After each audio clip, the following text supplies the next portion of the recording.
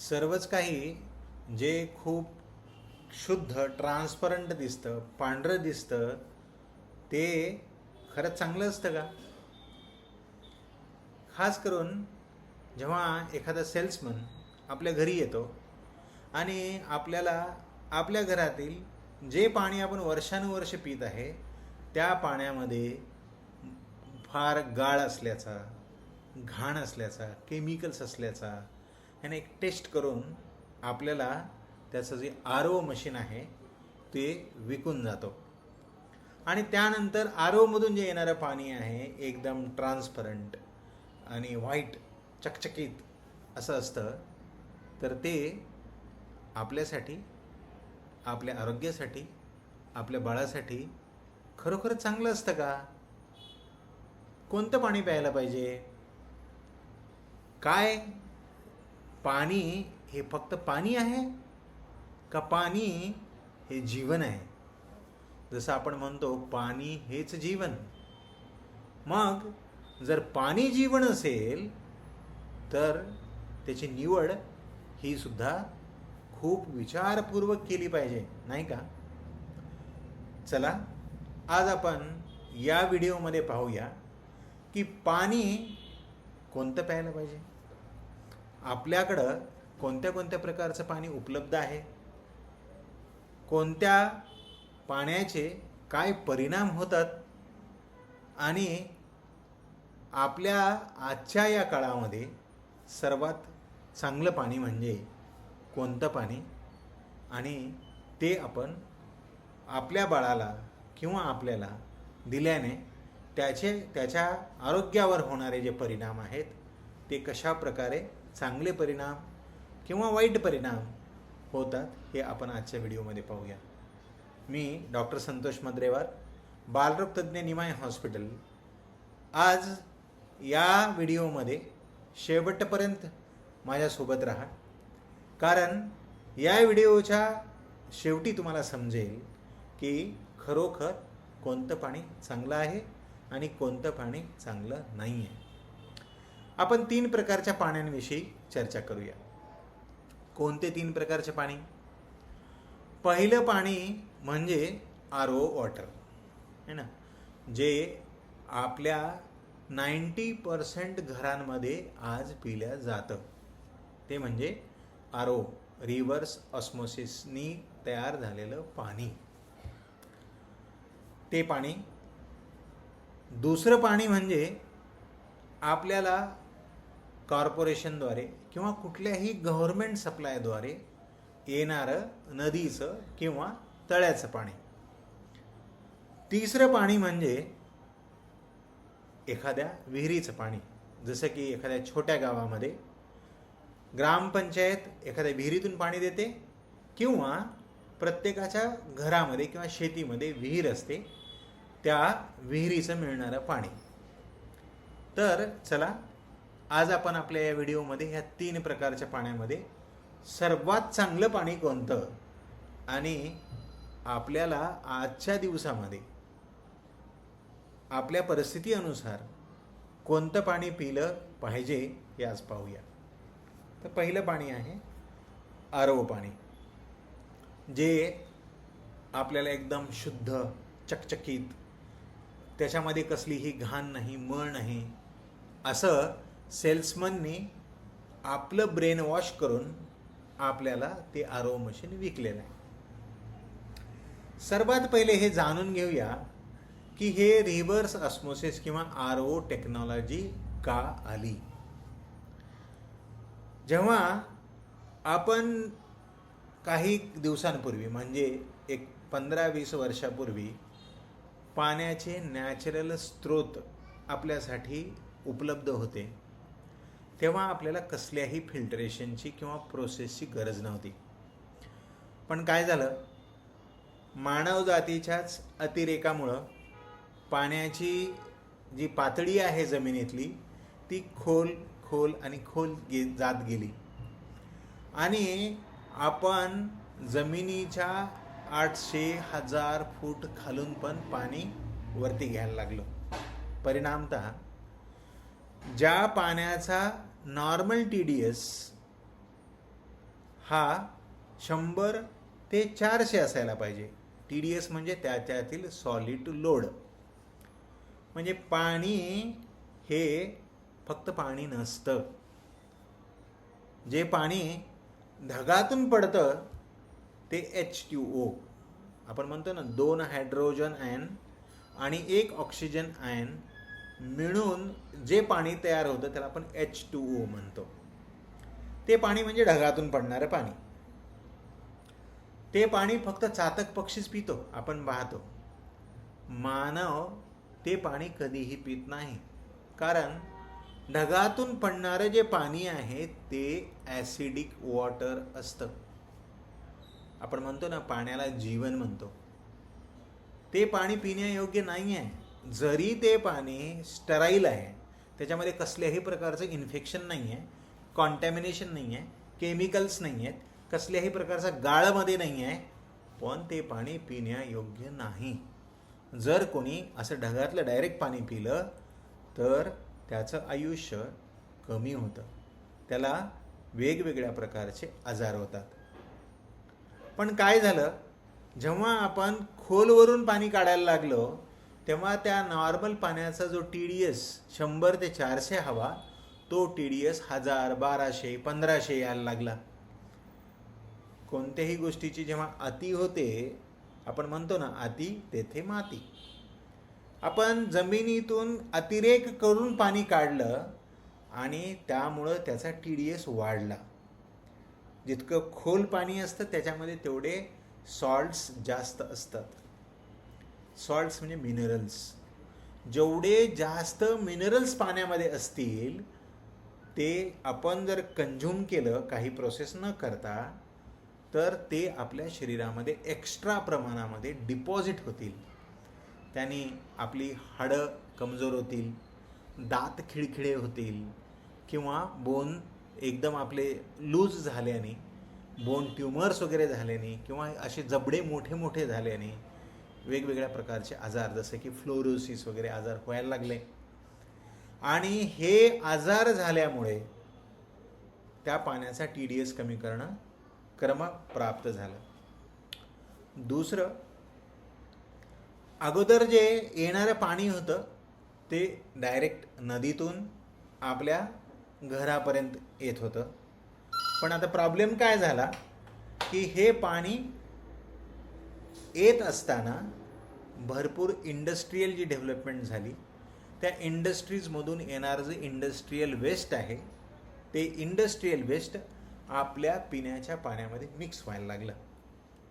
आणि त्याला फिल्टर करण्यासाठी RO नावाची टेक्नॉलॉजी समोर आली. पण जेव्हा एखाद्या नॅचरल गोष्टीला आपल्याला नैसर्गिक रूपाने घेता येत नाही, प्रोसेस करावं लागतं, तेव्हा त्या प्रोसेसमध्ये पण काही फॉल्ट असतो. ROने पाण्याचा TDS कमी केला. तो TDS कमी करत असताना त्याने इतका TDS कमी केला की तो TDS 50च्या खाली गेला.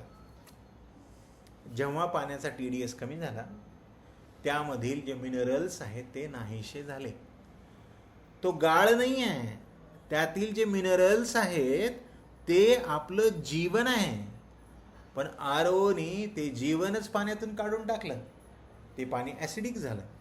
पाण्याचा जो नॉर्मल pH 7 to 7.4 असायला पाहिजे, हा pH ड्रॉप होऊन 6.8 to 7च्या मध्ये राहायला लागला. आणि हे जे ROचं पाणी, जे खूप शुद्ध दिसतं, जे ट्रान्सपरंट दिसतं, ज्याच्यामध्ये गाळ नसतो, ते पाणी आपल्या शरीराला घातक ठरू लागलं.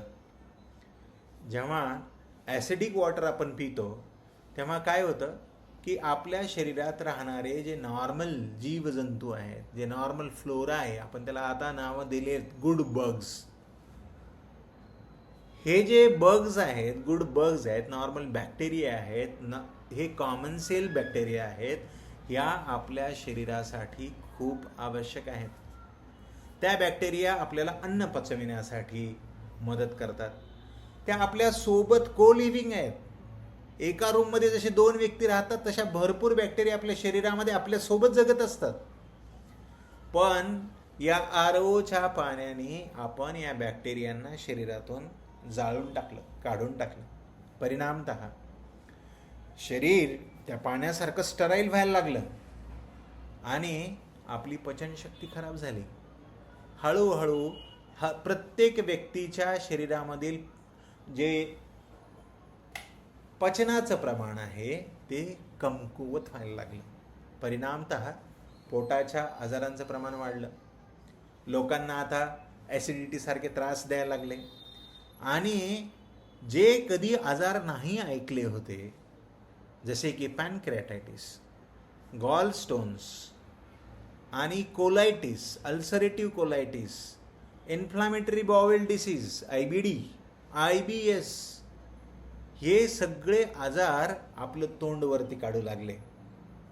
आणि साधारणतः रुग्णांचं जे प्रमाण आहे हॉस्पिटलमध्ये जाण्याचं, ते पोटाच्या कारणाने वाढू लागलं. आज आपण पाहतोय की वाढणारे कॅन्सर्स, वाढणारे ॲटोइम्युन डिसऑर्डर्स, हे सगळे ह्या खूप स्टराईल पाण्याने व्हायला लागले. एकंदरीत जर हे पाणी आपण लहान मुलांना लहान वयापासूनच द्यायला सुरुवात केली, तर जेव्हा त्यांची इम्युन सिस्टीम ट्रेन व्हायला पाहिजे, ती वेगवेगळ्या जीवाणूंना सामोरं जाऊन त्यांच्या विरुद्ध अँटीबॉडीज तयार करायला पाहिजे, ते न करता ती इम्युन सिस्टीम हळूहळू कमजोर व्हायला लागली. आणि त्या इम्युन सिस्टीमनी हे सगळे जे बॅक्टेरिया वगैरे आहेत, व्हायरसेस आहेत, ते कधी पाहिलेच नाहीत. त्यामुळं ती त्यांच्या विरुद्ध अँटीबॉडी तयार करू शकली नाही. परिणामतः जी इम्युन सिस्टीम 2 वर्षापर्यंत मजबूत बनवून बाळाला प्रोटेक्शन द्यायला पाहिजे, ती इम्युन सिस्टीम कमकुवत राहिल्याने ही बाळं परत परत आजारी पडायला लागली. आणि भरपूर अशा स्टडीज आहेत, त्या सांगतायत की जर एखाद्या व्यक्तीने जन्मापासून मृत्यूपर्यंत फक्त आरओचं पाणी पिलं, तर त्याचं आयुष्य 10 वर्षांनी कमी होतं. मग आता हे आरओचं पाणी प्यायचं का? जर आपल्याकडं दुसरा पाण्याचा स्रोत नसेल आणि आपल्याकडं फक्त हार्ड वॉटरच असेल, ज्याचा TDS 1000-1200 असेल, तर त्याला आरओ केलंच पाहिजे. पण डायरेक्ट आरओचं पाणी पिणे योग्य नाही. जर पाण्याला आरओ करायचं असेल, तर पालकांनो त्या आरओच्या समोर एक अल्कलाईन फिल्टर लावणं गरजेचं आहे. आजकाल भरपूर असे अल्कलाईन इलेक्ट्रोड्स आलेले आहेत. खास करून एक जे कँगन वॉटर आहे, ते फिल्टर्स खूप चांगले आहेत. त्याने ज्या पाण्यामधले जे क्षार निघून गेले आहेत, सर्व प्रकारचे जे मिनरल्स लॉस झाले आहे, ते मिनरल्स ॲड होतात, योग्य प्रमाणात ते ॲड होतात. ज्या पाण्याचा pH ॲसिडिक pH झालेला आहे, 7.0 पेक्षा कमी झालेला आहे, त्या पाण्याचा pH वाढून 7.4 पेक्षा जास्त होतो. आणि आता हे आरओचं पाणी, कारण तुम्ही अल्कलाईन फिल्टर लावलेला आहे, तर ते निसर्गाच्या जवळ आलेलं असतं आणि ते पाणी पिणे आता योग्य ठरतं. पण काय आरओचंच पाणी हे आयडियल पाणी आहे का? नाही. फक्त आणि फक्त ज्या सिच्युएशन्समध्ये आपल्याला हार्ड वॉटरच मिळतं, जिथं आपल्या पाण्याचा TDS हा 800, 1000, 1200 असतो आणि आपल्याला दुसरा पाण्याचा स्रोत नसतो, त्यावेळेस आरओ वापरलं पाहिजे. पण आरओच्या सोबत अल्कलाईन फिल्टर किंवा कँगन फिल्टर वापरून त्या पाण्याचा pH वाढवून त्याचा TDS परत 200 ते 300च्या आतमध्ये आणून ते पिणे योग्य ठरतं. दुसरं पाणी कोणतं? तर आपल्याला मिळणारं महानगरपालिकेमधून येणारं पाणी किंवा नदीचं पाणी. आता नदीच्या पाण्यामध्ये प्रॉब्लेम काय? आपण पाहू की नदीच्या पाण्यामध्ये आजकाल भरपूर इंडस्ट्रीयल वेस्ट जातं आणि नदीचं पाणी हे बऱ्याच ठिकाणी त्याच्यामध्ये काही जे सिवेज वगैरे लाईन्स आहेत त्या मिक्स होतात. त्यामुळे ह्या पाण्यामध्ये भरपूर प्रमाणामध्ये कॉन्टॅमिनेशन असतं, दूषित होतं हे पाणी. पण आपल्या घरात येणारं पाणी का ते दूषित असतं? मित्रांनो, नाही. जेव्हा एक कॉमन वॉटर सप्लायने पाणी येतं तेव्हा आपल्या कॉर्पोरेशनची, गव्हर्नमेंटची ही खूप मोठी जबाबदारी असते. जर पूर्ण शहराला, 20 लाख पॉप्युलेशनच्या शहराला जर कॉन्टॅमिनेटेड पाणी आलं तर विचार करा काय हॅवॉक होईल. ही खूप मोठ्या जबाबदारीचं काम आहे.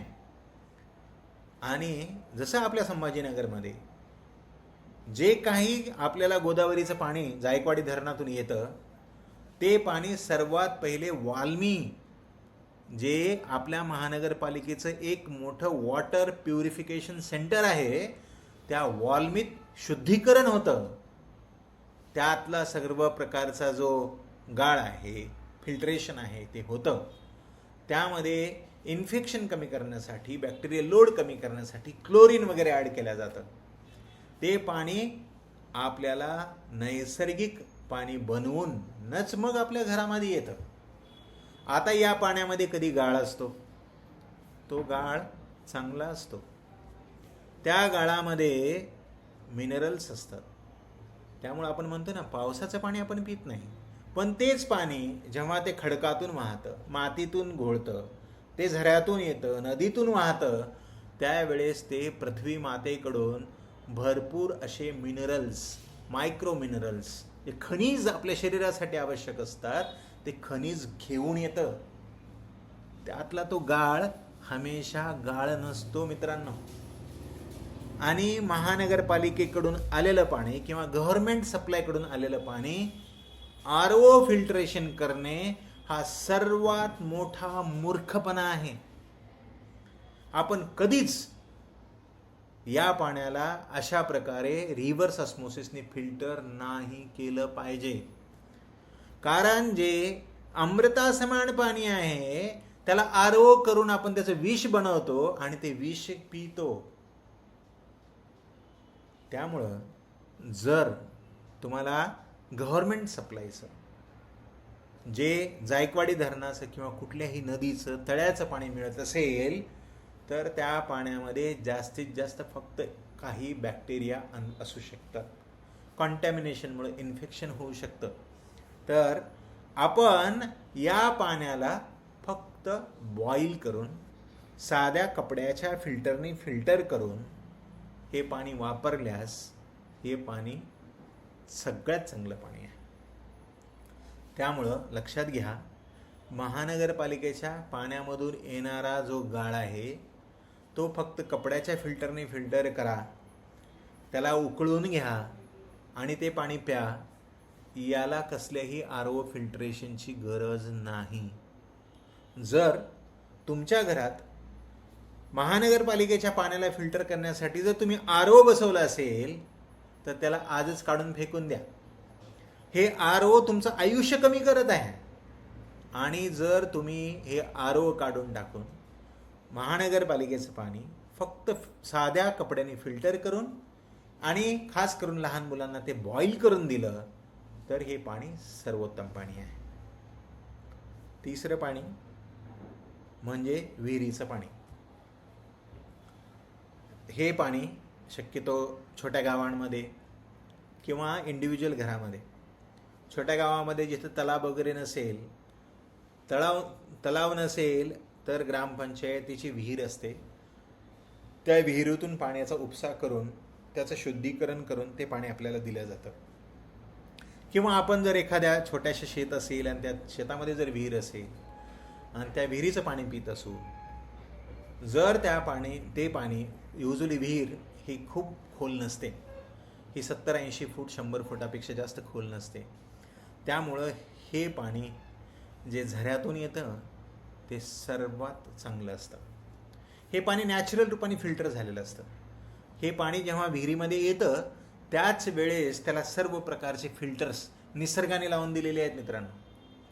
आणि हे पाणी फिल्टर होऊन त्या विहिरीमध्ये येतं तेव्हा त्याच्यामध्ये योग्य प्रमाणामध्ये जे क्षार आवश्यक असतात, जे मिनरल्स आहेत, मायक्रो मिनरल्स आहेत, खनिज आहेत, हे सगळे त्या पाण्यामध्ये योग्य प्रमाणात येतात. त्यामुळे हे पाणी सगळ्यात गोड पाणी असतं. हे पाणी पिण्यासाठी सर्वोत्तम पाणी. जर कोणाला हे पाणी मिळत असेल तर या तिन्ही पाण्यामध्ये सर्वात चांगलं पाणी हेच पाणी असतं. पण या पाण्यामध्ये काय दोष येऊ शकतो?